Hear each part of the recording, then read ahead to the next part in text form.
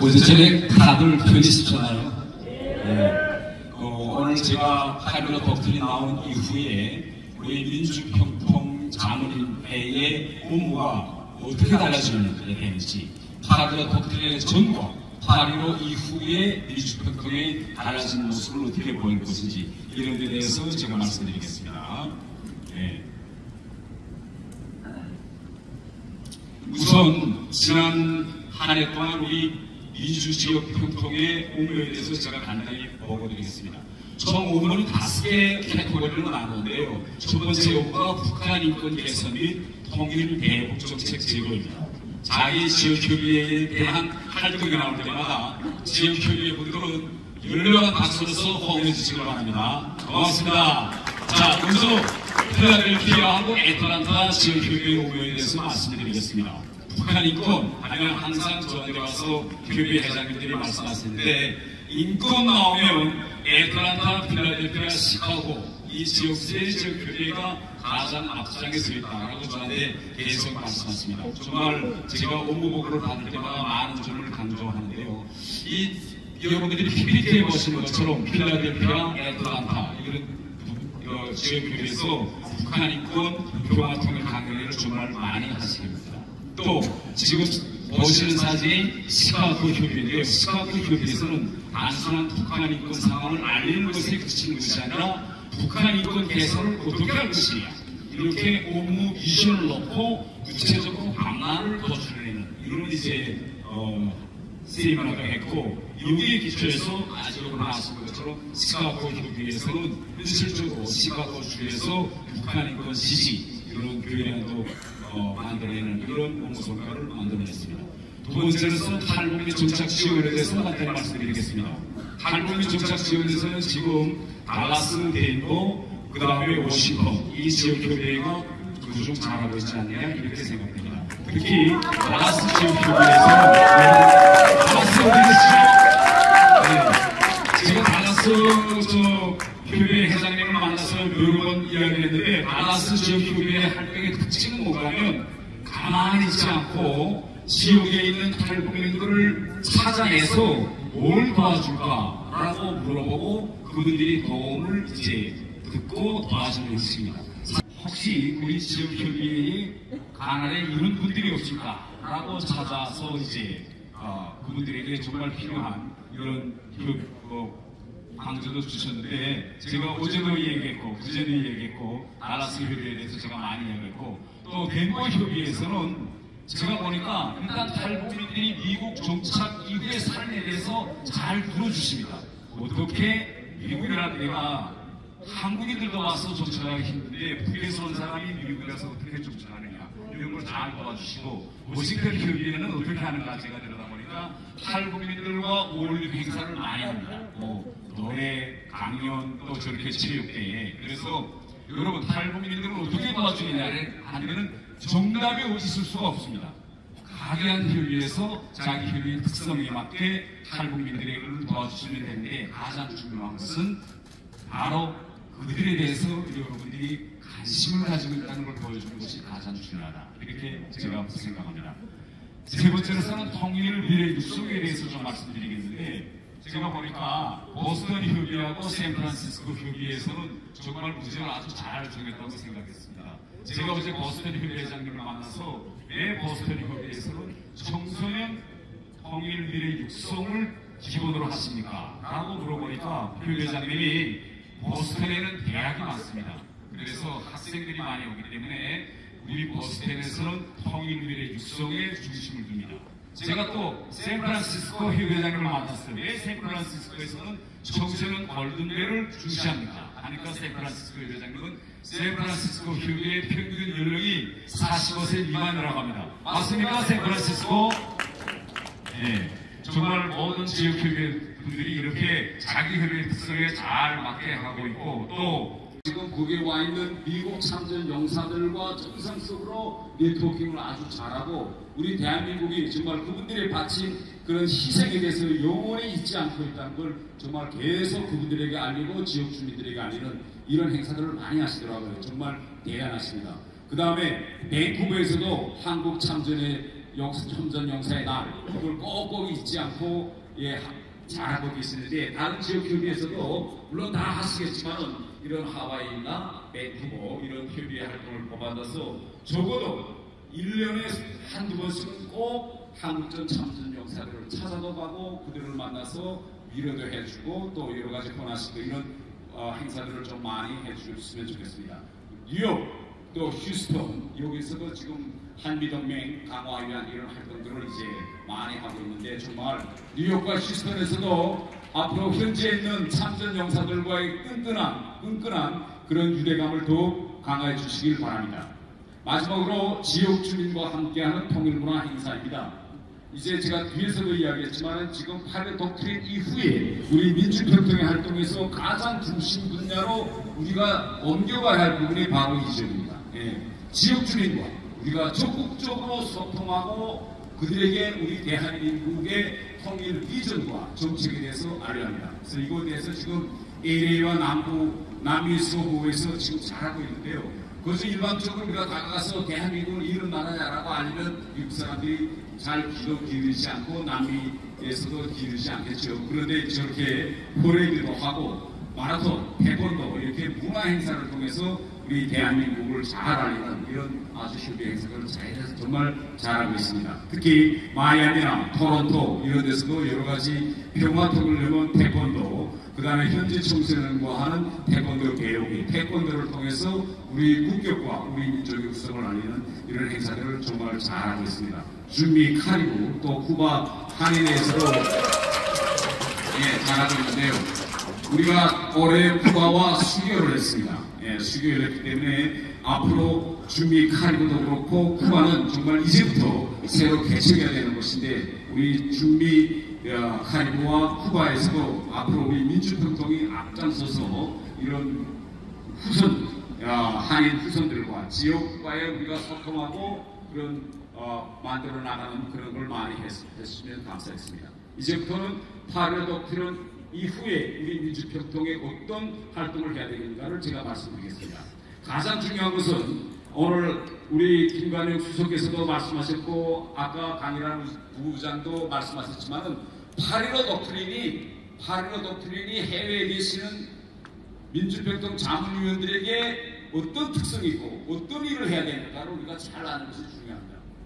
제가 얼마 전에 간부위원회에서도 이야기했지만은 지금까지 우리나라에서 역대 대통령들이 내놓았던 모든 통일 정책에서 없었던 새로운 내용이 하나 있습니다. 바로 그것은 국제사회와의 연대입니다. 이제는 북한이 핵을 가졌고 최근에 통일 환경이 급변하고 있기 때문에 우리 대한민국 혼자 힘으로서는 통일을 이루기 힘든 이런 상황이 조성되고 있습니다. 그래서 국제연대와의 지지를 확보하라. 이것이 이번 8.15 독트린의 핵심입니다. 그래서 8.15 독트린이 앞으로 통일 한국의 비전과 3대 추진 전략, 7대 방안에 매번 나오는 것이 국제사회와의 지지와 협력, 공조를 이끌어내라라는 이 부분인데요. 그러면 우리가 이번 미주지역 회의 끝난 다음 도대체 무엇을 할 것인가? 이에 대해서 우리 사무처의 생각을 간단히 말씀드리겠습니다. 우선 통일 독트린에 대한 확산을 통해서 통일 의식을 더욱 제고해야 되겠습니다. 그러면 여기서 가장 중요한 것이 최근에 지난해에 비해서 올해 또 지난 10년에 비해서 현 시점에서 통일에서 어떤 상황이 지금 달라지고 있느냐라는 걸 우리가 아는 것이 중요합니다. 키워드를 말씀드리자면 두 개 국가론과 비핵화, 이 두 가지 문제점을 여러분들이 꼭 기억해 주시길 바랍니다. 사실 냉전 체제가 이 한반도에서 무너진 이후 1991년도에 벌써 대들은 한반도에서 두 개의 국가를 고착시키기로 결정했습니다. 그때. 그래서 거기에 대한 대응으로 남북이 그때 아무리 대국들이 우리에게 두 개의 국가를 강요해도 우리는 두 개의 국가로 갈 수 없다 해서 나온 것이 남북기본 합의서였습니다. 합의서에서 우리가 유엔을 비롯한 국제 무대에서는 두 개의 국가로 활동하지만 내년도에 한반도의 두 개의 국가를 공식화하는 유엔 결의안을 발의하지 않는다라는 담보가 없습니다. 만약 이런 결의안이 유엔에서 통과된다면 어떻게 될 것 같습니까? 그러면 그 다음 단계는 국제사회가 우리에게 헌법을 수정하라고 합니다. 21세기에 어떻게 자기가 지배도 하지 않은 땅을 자기 땅이라고 하는 헌법이 있을 수 있느냐? 이게 북한의 주장입니다. 그런데 우리 헌법에는 어떻게 되었죠? 우리 헌법에는 이렇기 때문에 우리 선배님들이 헌법을 만들 때 여기다 박아놓습니다. 영토 조항. 우리 대한민국의 영토는 한반도 전역과 부속소입니다. 바로 오늘 이 상황을 얘기했기 때문에 우리는 헌법에다가 우리 영토 조항을 박아야 됩니다. 전 세계 다른 나라 헌법에 영토 조항이 있는 나라가 없습니다. 우리만이었어요. 바로 오늘과 같은 이런 상황이 조성될 수 있기 때문에. 그러면 우리가 두 개의 국가로 가는 걸 막으려면 어떻게 해야 되느냐? 바로 전 세계적으로 두 개의 국가를 인정할 수 없다는 목소리가 나와야 합니다. 그래서 윤석열 대통령이 이번 8월 날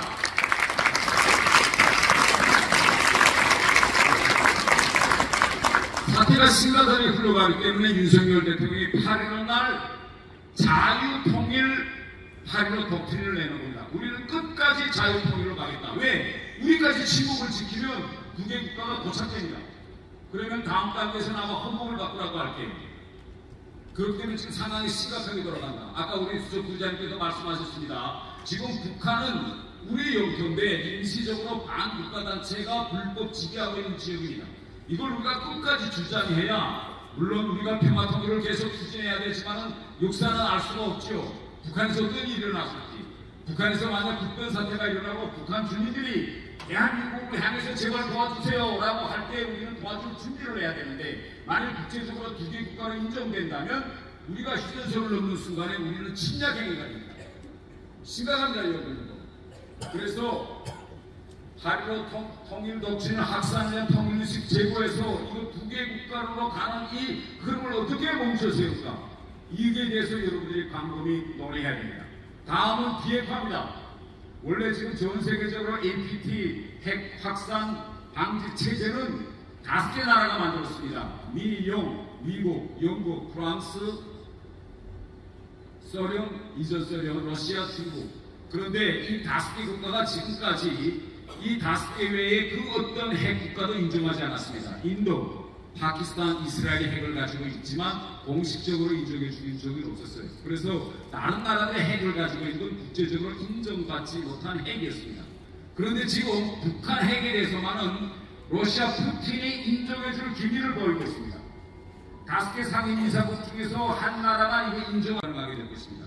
푸틴이 평양을 방문해서 김정은 앞에서 공개적으로 연설하고 기고문을 했는데, 현 시점에서 러시아의 입장은 북한이 최근 연간 이룩한 모든 군사적 성과들을 지지하는 것이 러시아의 입장이다 라고 밝혔습니다. 이건 북한을 핵보유국으로 인정해 주겠다고 반고로 나간 겁니다. 최근에 중국도 북한과의 관계에서 비핵화를 해야 된다는 목소리를 높이지 않고 있습니다. 그런데 국내에서 지금 활동하고 있는 저희들로서는 제일 걱정되는 것이 어떤 지점이냐면, 앞으로 정말 김정은이가 핵을 쓸 때 미국이 우리를 위해서 자기의 핵을 쏘줄까? 이런 생각. 그리고 이번 대선을 앞두고 왜 민주 양당 공화당은 정책 전공에서 비핵화 요구를 삭제해버렸을까? 지금 왜 미국 대선에서는 핵을 가진 나라와는 좋게 지내야 된다는 목소리가 계속 끊임없이 이어질까? 이런 지점들이 우리 한국에서는 대단히 걱정되고 있는 이런 지점들입니다. 그래서 우리 통일 독출에 대한 공감대 확산에서 여러분들이 돌아가시면 이 두 개 국가론 이거 끝까지 우리 막아야 된다는 인식을 조성하고, 다른 하나는 어떤 일에서도 북한의 비핵화를 우리가 이뤄야 된다는 이런 공감대를 확산해야 됩니다. 두 번째로서 여러분 PPT 보시면 8.15 통일 독출에 대한 공론화라는 말이 있습니다. 공론화. 그러면 민주적 평평 지역협의들에서 이걸 어떻게 공론화시키겠느냐, 이런 문제점입니다.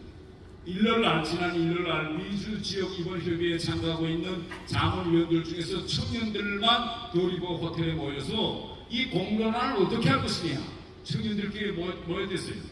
강의는 이거 부장께서 지원해 주셔서 거기서 나오는 얘기가 뭔가면 이런 이야기입니다. 이거 통일을 해야 된다는 건 헌법적 요구인데, 헌법에서 통일을 해야 된다고 하는데 왜 이거 민주평통의 활동에서 통일이 필요할까요? 필요하지 않을까요? 통일을 지지하세요? 반대하세요?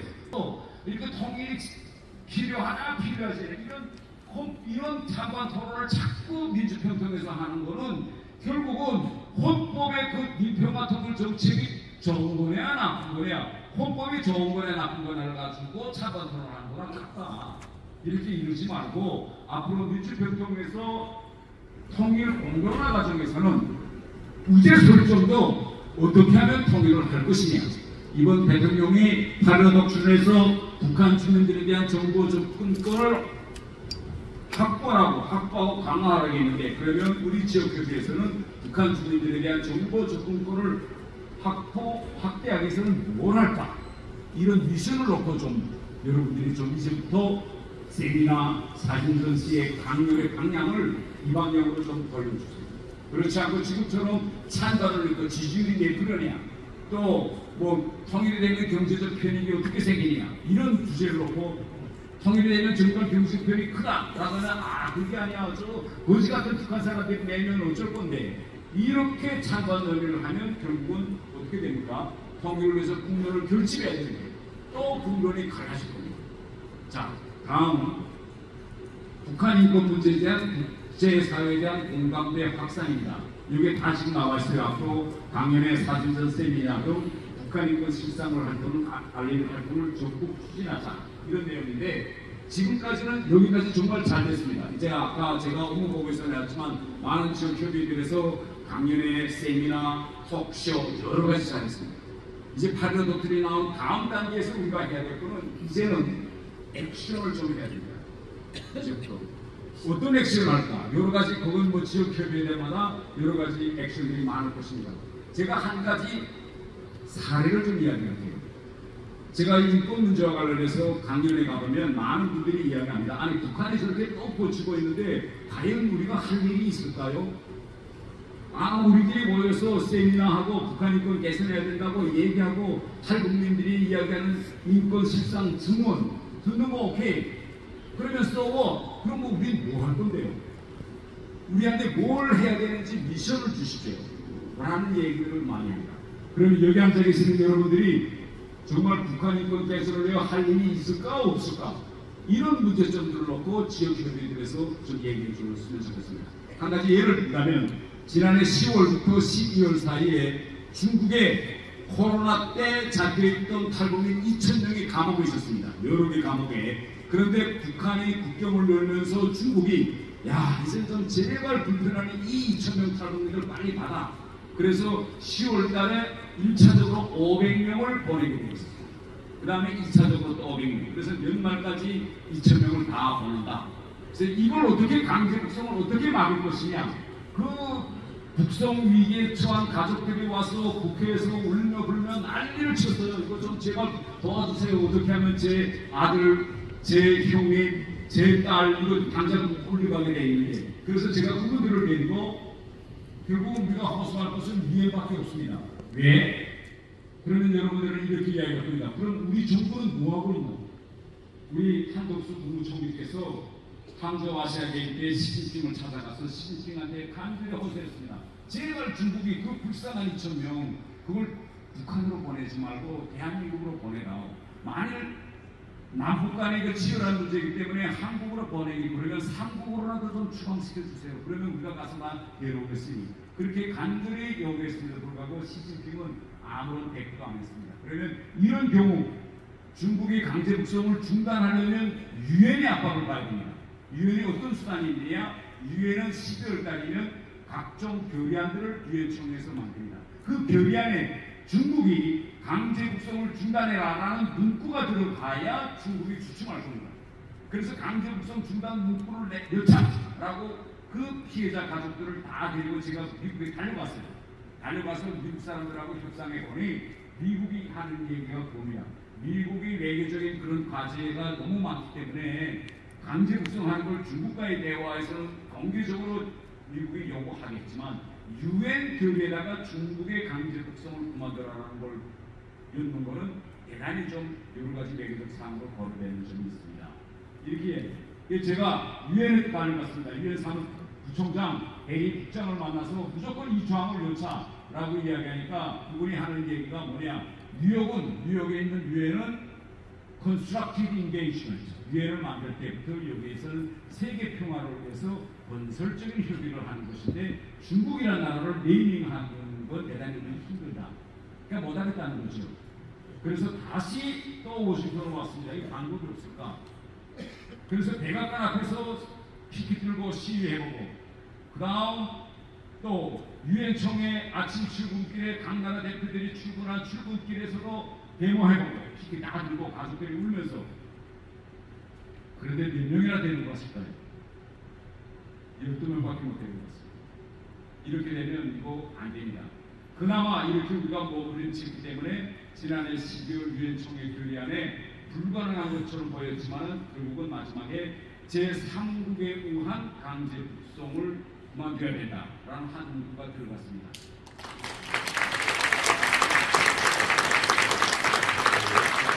제가 민주평등 사무소장 되고 보니까 제가 아시는 점이 이거였습니다. 야, 내가 그때 이거 좀 백악관 앞에, 화이트하우스 앞에 가서 데모할 때 사람 좀 동원해 주세요. 유엔총회 출근길에 가서 데모할 때 사람 좀 동원해 주세요 하고 강일한 회장님하고 우리 린다 회장님하고 박우선 회장님한테 요구해서 그 지역에 있는 민주평통위원들과 가족들이 나와서 몇백 명이 피켓을 들고 우리가 했으면 미국 언론들에 보도됐을 거고, 그렇게 되면 결국은 지나간 이야기지만 혹시 미국이 다른 상호국들을 설득시켜서 삼국에 의한 강제 북송이 아니라 중국에 의한 강제 북송을 중단해라라는 유엔 결의안을 나오게 할 수 있지 않았을까, 이런 후회가 됩니다. 그래서 앞으로 여러분들이 북한 인권과 관련한 이런 여론 한국에서 여러 가지 세미나, 사진전, 톡쇼도 중요하지만 때로는 몸으로 뗄 이런 일이 필요하다면 적극적으로 호응해서 여러분들 지역에 있는 주민들, 지역, 더 좋기는 지역 국회의원들, 시의원들까지 동원시켜서 정말 같이 데모도 하고 피켓 시위도 하고 이렇게 되면 국제 유럽을 여기서 이야기한 것처럼 환기시키는 데 유럽하지 않을까, 저는 이렇게 생각합니다.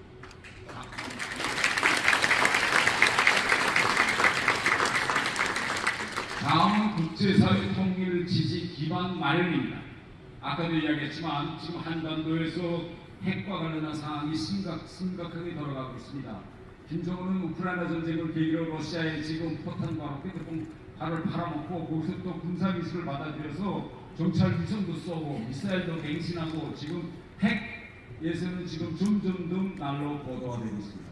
현 상황을 우리가 억제시켜서 한반도에서 핵전쟁이 일어나지 않게 하는 방법은 뭐냐, 유일하게 지금 윤석열 대통령이 추진하고 있는 캠프 데이비드 프로세스, 이 캠프 데이비드 프로세스가 중단되지 않도록 여기에 빨리 대못을 박는 겁니다.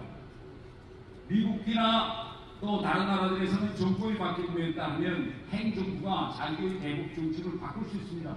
정부는 우리나라도 바꾸고, 그러나 이것을 바꾸지 못하게 하려면 결국은 아까 우리 강일한 부의장님께서 말씀하신 것처럼 입법을 통해서 행정부를 견제해야 됩니다. 그러면 이걸 어떻게 할 거냐? 이제부터 돌아가시면 민주지역의 협의회장님과 자문위원들은 보텀업 캠페인을 벌여야 됩니다. 보텀업. 우선 자기 지역에 있는 구, 시, 스테이트 의원들부터 해가지고 시에서 결의안을 만들고 입법을 하고, 더 나아가서는 지역 국회의원들을 만나서 미 의회에서 캠프 데이비드 프로세스를 지지하고 우리의 자유통일 대한민국, 거기서 통일이라고 하면 안 됩니다. 자유통일 대한민국을 지지하는 입법이 나와야 합니다. 그래야 우리가 앞으로 어떤 상황이 변하더라도 대국들이 우리나라에서 두 개 국가를 고착시키지 못하도록 입법적인 방법으로 우리가 견제할 수 있습니다. 우리가 행정부 움직이기가 힘들 거예요. 그러나 우리 지역사회에서 공감대를 이끌어내서 정치인들을 발동하고 입법기관을 흔들면 이건 우리가 만들 수 있습니다. 네. 다음 정계 언론계 학계 민간단체와의 공공외교 추진입니다. 앞으로 아까도 이제 여러 지역협의회들에서 활동들을 지역협의회가 많이 했는데, 이 지역에 있는 참전 용사들, 또 여러 가지 싱크탱크들, 유명한 교수들, 전문가들, 이분들을 우리 민주평통의 활동에 이제 인입시켜야 돼요. 우리끼리의 그런 세미나나 사진전 톡쇼에서 박차고 나가서 이제 지역 주민들, 지역 정치인들, 지역사회와 함께하는 플랫폼을 만들어 나가야 돼요. 그래서 미국 전역에서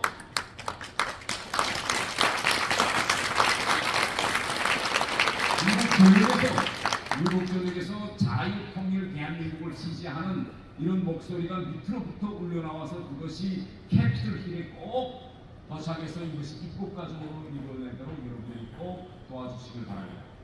지역협의회 활동에서 지금 여러 가지 각양 활동들이 진행이 되고 있습니다. 청년위원 활동들도 있고 글로벌 투기 활동들이 있는데 지역협의회 회장님들이 지역협의회 활동에서 청년자문위원들의 활동, 그 다음에 뭐 글로벌 특이 이런 상임위원들의 활동에 대해서 들어보시고 우리 지역협의회 차원에서 도와줬던 모임인지 그들에 대한 적극적인 지원, 후원을 해가지고 각양 그런 특별위원회에서 활동하고 있는 자기 지역 자문위원들이 잘 알 수 있도록 조건을 만들어 주시기를 기대합니다.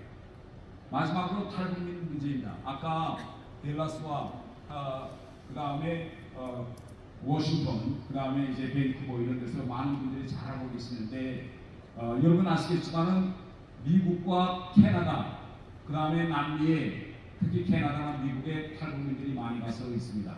아마 그분들을 찾아내기도 쉽지 않을 거예요. 네.